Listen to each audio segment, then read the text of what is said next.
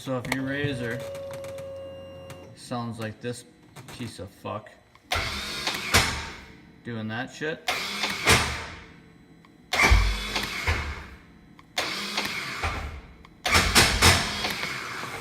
it's not your starter. More than likely, it's the one-way bearing or the sprag clutch. And we'll show you how to fix it. Okay, so if you do have to pull your starter off, this is a 2015 RZR 1000. If you do have to pull the starter off, it is a plane. There's one stud up on top with a nut, and that gets your ground off. And then you pull the stud off as a starter. Then you add just a stud on the starter for the hot wire.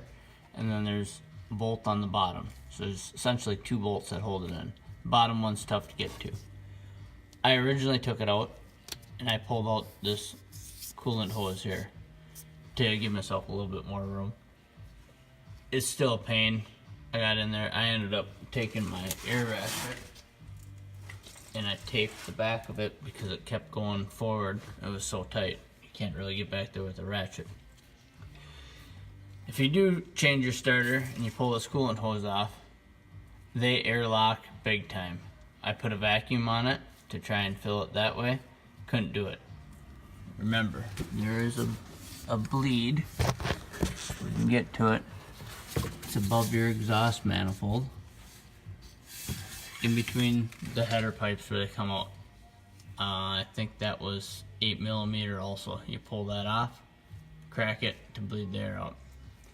So to get to your sprag clutch, you gotta pull this off here. Your magneto is underneath this flywheel cover, whatever the terminology you want to use. There's 13 8mm bolts around it, the 14th one being up on top here for your crankshaft sensor. If you want the magneto wires here, there is a connector back here, right there, that you can unclip it to pull the whole cover off.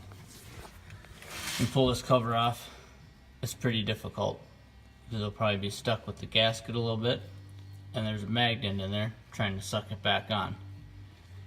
You don't really want to pry. I mean, you can stick a little screwdriver in there to help yourself out, but careful of the gasket if you didn't get a new gasket. Be really careful when you put it back on, because that magnet pulls hard and it'll hurt your fingies. Alright, I'll pull that off. Alright, so we got the cover off. There's what your magneto looks like. That's the inside of the cover. This is the little bearing that the starter shaft rides onto. Here's your starter shaft right here. And the starter, it's not like a car, or most cars I should say, where they have a Bendix that kicks it out. The starter, it's always essentially engaged. And we can kind of see that right here. Maybe. I can't get it to turn now. Alright, let's pull this out. Fucking gloves. Well, anyway, this is actually back here is essentially the starter here. The starter runs on this one, to that one. And right now it is engaged.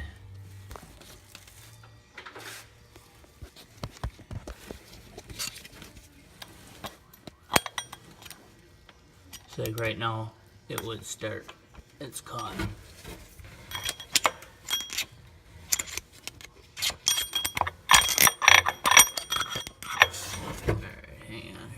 Alright, so I pulled this gear out of here. So that gear right here, essentially what it does is the bigger diameter runs on the starter shaft. This inner one runs to this bigger gear here. This big gear, oh, you can kind of see it there. See how it went forward? No, it stopped. Oh, that's the sprag clutch. It's kind of like your pedal bike, how you can freewheel backwards. That's what it's supposed to do, and then catch the one way. That's the part of the one-way bearing. That's gear I pulled out. It's just a bearing hole in the block, and the same thing in the cast. onto here. So now, to pull your flywheel off, you need a flywheel puller, which is right here. Got it off Amazon. It was like 40, almost 50 bucks, something like that. I had the great idea that I was gonna make one. You know, it's just, I measured it out. It's a 50 millimeter thread with a 1.5 thread pitch, but it's left-hand threads.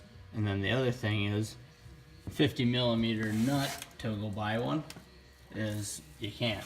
It comes to 48 and then it goes to like 52. There's 50 is an oddball and I'm not smart enough to turn one down on my lathe metric. So I ended up buying the socket. Alright, we'll pull the flywheel off here. So 19 millimeter socket. Pull out the crank bolt. And then to pull your flywheel off. You know, I tried originally before I got that socket to gently put a screwdriver behind each side and tap on the bolt, but I gave up really quick. Because if you fuck up that flywheel, now you're buying another $200 Polaris part. Plus you still gotta buy the socket, so just buy the socket. I already did this, but anytime you use a puller of any sort, or basically a lot of pressure against the threads, always get some good lube. Lube them up. That way you don't gall the shit out of them. So I had this one off not too long ago. Actually came out super easy. Careful, there is a keyway there.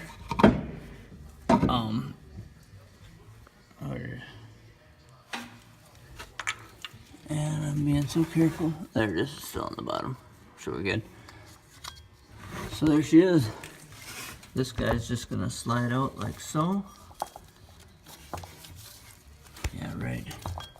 There we go.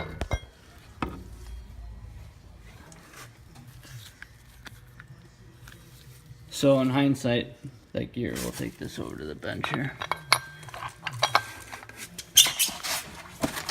Alright, so here's the sprag clutch all torn apart. This gear here, Babbitt's online is the cheapest place I found it, but this gear is about $132, I think, for this piece. This one here was like $143 for the one-way bearing or the sprag clutch. I did double check Amazon for the socket was 43 and some change, or 41 and some change. I ended up buying this one off Amazon. I took it in the shorts. It was 178 bucks, but I could get it next day, so I want it for tomorrow for riding. So, I mean, really. Oh, and another thing, I seen an aftermarket one. They sell this and this for 160 bucks. I don't know if that's the way to go or not. Maybe it's better than what Polaris has. Obviously, Polaris has a problem with it. Seen some things online, people having problems with it. So maybe the aftermarket one, the complete kit for 160 bucks may be the way to go instead of buying Polaris. This here is just a 5 millimeter sockets. Pull them out. Easiest way to get that off there is to stick your thing in here and pop it. Be a little tight. But this is that one-way bearing. I tried a couple things with it to see if I could get it to work just while I was waiting for the part to come the other day. The first time I just cleaned it up and put it back in there and see if it'd work, you know, nothing. These bolts were actually really loose. So I thought, well, hopefully that's it, you know, I'll tighten that up. Because, I mean, everything looks good. That didn't help. So then I had the idea, I'm like, well, you know what? I'm going to stick a bunch of grease in there. I'm going to pack this thing like a fucking wheel bearing and see what happens. You know, maybe it'll take up a little bit of the slop and it'll engage. I put grease in it. It fucking didn't do nothing. Nothing at all. It was dead. So then what I tried for shits and giggles, you can kind of see it right above my thumb there. Not really. Let me just focus, you fuck. Well, anyway. Here. Right here, I took aluminum welding rod. This is like a spring that you'd see on the back of a wheel bearing seal. You know, just that spring there. Let me pull it up here. So I figured I'd put a couple of these aluminum shims in there to get that spring to compress a little bit and hopefully get it to work. And it actually worked pretty good. I mean, only like 2 or 3 starts. I didn't want to try it more than that, but I just wanted to fuck around, right? That's how you learn. Now for the $1 million question. To Loctite or not to Loctite? I don't know. I've always, on a snowmobile, 4-wheeler, dirt bike, you know, boat motor, lawnmower, all that stuff, you beat the living piss out of it, you know? Or it gets the living piss beat out of it. I'm a big fan of Loctite and stuff. Ooh, I'd like to see that. A little different design change there. I wonder if they had a problem. That one pink. Thought I seen pink on it somewhere. Yeah. Looks quite a bit bigger. Nope. Alright. But you see the little arrow on there? Kinda. Fucking glare. That's a sprag clutch or a one-way bearing, whatever you want to call it. I guess Polaris calls it both. I just took a little bit of our O'Reilly carb cleaner, cleaned up the thread holes and the threads on the bolt. Just put a little bit of blue Loctite on there. Like I was saying, I'm a fan of Loctite. Oh, I didn't want to use red on here because, come on, you son of a, shit's always out when I want it. Oh Jesus, got enough for the whole fucking county there. I didn't want to use red because that flywheel is a magnet, so if you did have to heat it up, heat and magnets are not that great. I'll take the magnet, whatever. It'll demagnetize the son of a bitch. How about that? But like here, I don't feel bad putting Loctite. 1, it's inside the motor. You don't want bolts flying around. 2, you can pull this out, get it on the bench. It's easy enough to work on to get a good bite on it to get them out. So that's my rationale or reasoning of thinking. I'll just kind of snug this up and kind of show you how this works.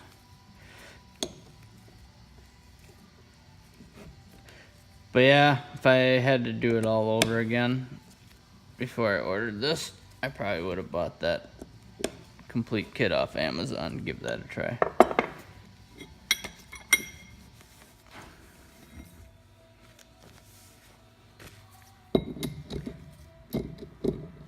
Jeez.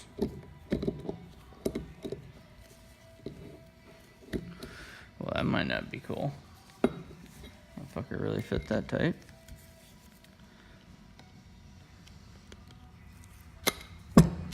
Get it on there straight.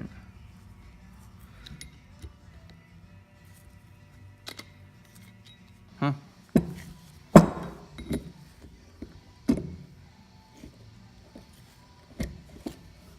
Well, yeah, so that one was fucking shelled out. That other one was just loosey-goosey. It went on there, but you see, you can spin it one way and you can't go back with it. Yeah, but since they're mating parts, I mean, by rights, a guy really should replace both of them. But can't unfuck something, can you? So I'm committed now. We're gonna roll with it, see what happens. So this should be a pretty good laugh here. You can watch me smash the fuck out of my fingers. But here's that Polaris part number for that sprag clutch or one-way bearing. This machine's only got about 40 hours on it. I just bought it. It's got all the fancy shit on it. It had like you know, exhaust, tires and rims, a bunch of other shit done to it. It had, I don't know what it's called, a programmer of some shit in it, like a bully dog, but that's not the correct name, but you get the point. But this is focus, you fucking piece of shit. Well, now it's to the point where you can kind of see it. Anyway, the spark plugs, I mean, they were fucking gone. So I'm sure driving around like that with that programmer in it, timing all hopped up, I'm sure cranking it over forever, I'm sure that's why that went out. I don't know, like I said, it sounds like it's somewhat of a problem, but it seems to be tighter than shit now, so I definitely think this is gonna take care of it. So this is the part here where you gotta be kind of careful.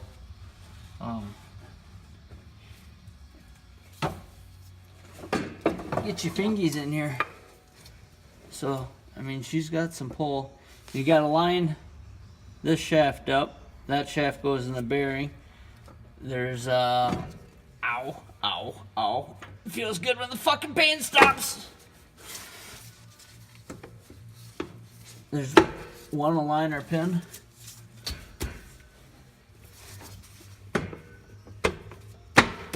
There we go. Fucking money. So, yeah, put your bolts back in. Put up your crankshaft sensor. Hook the magneto back up. These here I am not Loctiting because I think I'm gonna be back in here replacing that fucking gear. You know?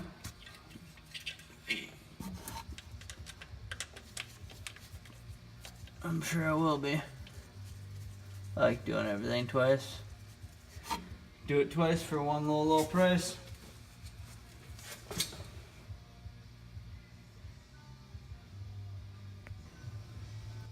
There she is, all back together. Comes the final moment of truth here. What do you think?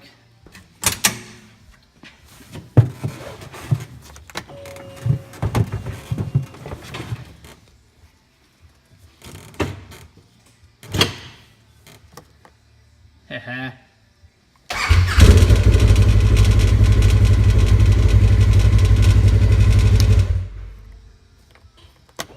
Sounds a hell of a lot better than it ever did.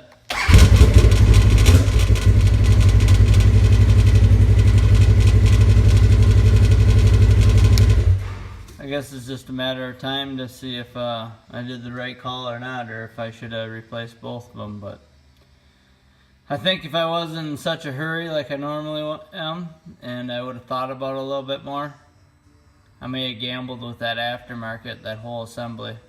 It was cheaper than the part I bought, and you're replacing both of them. But then again, it's kind of scary putting aftermarket shit, you know, I don't know, I've never heard of the brand, you know, I hate to put that inside the engine and have that shell out, but anyway, hope she works, boys. I'm riding tomorrow. This dog will hunt or lick its balls or whatever the dogs do.